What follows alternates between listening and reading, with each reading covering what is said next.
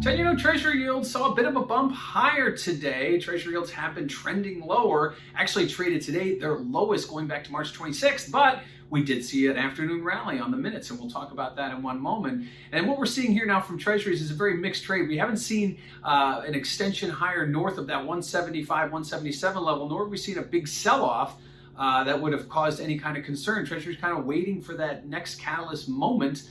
A lot of people look at this as indications of the economy expanding, Treasury yields going higher. Others see it more as an inflation type of warning, but both are reasons why we see Treasury yields go higher at this point. And if we continue to kind of see this range, keep an eye on the equity markets, keep an eye on what's going on in commodities, keep an eye on what the Fed's doing. All of that put together is kind of driving yields higher at this point. And again, a lot of it is hope and optimism that will be priced into the expansion and reopening of our economy. And what does that mean for volatility? Well, volatility remains very mirrored to the yield movement. So we see higher yields, we see higher volatility. And if you check out that CVOL index over at cmegroup.com, you'll notice that. And while it doesn't see the big knee-jerk reactions in volatility that we're used to seeing, at least going back into the early parts of the pandemic last year, we are seeing slight movement. So when yields kind of creep higher, we see volatility follow suit. Today was no different. We did see a modest nudge up in volatility. It remains elevated, but not near the highs that we've seen in the recent moves higher as we saw yields break out to the upside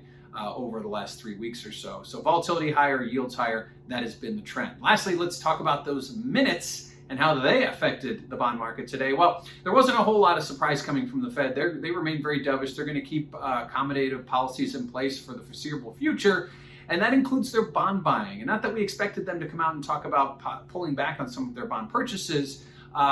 We could have talked about it going the other way and seeing them come back in and say we may be adding to bond purchases to keep those yields down, but they didn't say that either. So right now the Fed just kind of stay the course. They're going to wait for evidence, though, of increased economic expansion as opposed to doing it on hope and optimism or expectations. So keep an eye on what the real data is telling us. That's what the Fed has said today that they're going to be watching.